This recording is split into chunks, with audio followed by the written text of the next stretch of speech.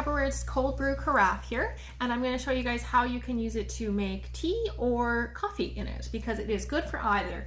So it's called the cold brew. It doesn't say cold brew coffee or cold brew tea in the name because it's for both. So this is the where you put all the coffee and the tea, and this is not glass, it's plastic, so it's durable, hard plastic that's going to last over the years. And this is the filter system. So there's two lines here. I'm going to show you guys with coffee first, and then I'll show you tea as well. So if you fill to the first line full of coffee grounds, it's going to make ready to drink coffee. If you fill to the second line up here, that's going to make more of a concentrated brew, kind of more like an espresso brew would be.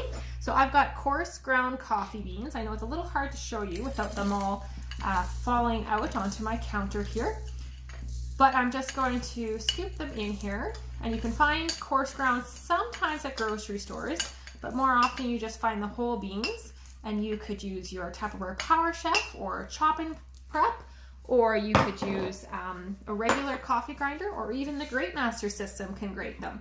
So I filled it up with coffee grounds up to here. Just gonna plop it in there.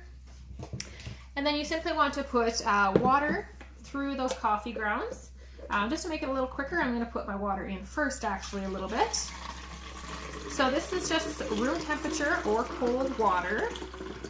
The reason they call it cold brew is pretty self-explanatory. It is brewed cold. So it could be brewed at room temperature or in the fridge, it doesn't matter, but it's just that it's cold as opposed to hot. So when you use your regular coffee percolator, that's hot water that goes through. So this is not hot water, this is just regular room temperature.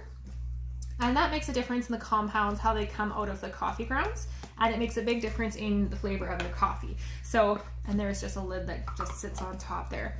So when you drink this, it's going to taste a lot smoother. It's going to be less acidic than regular brewed coffee. And this will sit in my fridge for about 8 to 12 hours, often more than that. And once it is done, you simply pull out the filter, and this would last, the actual coffee brew would last in your fridge for up to 2 weeks. So it's ready to drink, ready to go for those hot summer days. You can see it's already brewing. It'll get a lot darker pretty quickly. So I'm going to set that over there, and then I have a second one here, and I'm going to show you how easy it is to make iced coffee, or cold brew coffee, sorry, cold brew tea. So I've got my tea bags of course they're stored in Tupperware because that keeps them fresh, and I'm just going to put in 5 tea bags right into the filter here. I think that was 5, maybe I did 6. And the reason I'm not putting them just straight into here, I could do that of course, because they have a built-in filter, is just that it's easier to take them out. So if you did have loose leaf tea, then you would put your loose leaf tea in here the exact same way as I did with the coffee grounds, and that works just as well. And then I'm gonna put the water in on top again. Oh, I might be just a little bit running out here.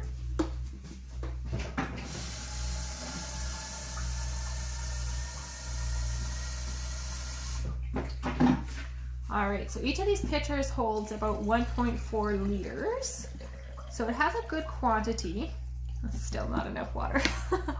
But you can see that it's already, maybe it doesn't show up, but I can already see that it's changing color right next to the filter. It doesn't have quite as immediate impact as the coffee grounds will, but in 8 to 12 hours, it will absolutely look good and ready to drink, and I will have wonderful iced tea.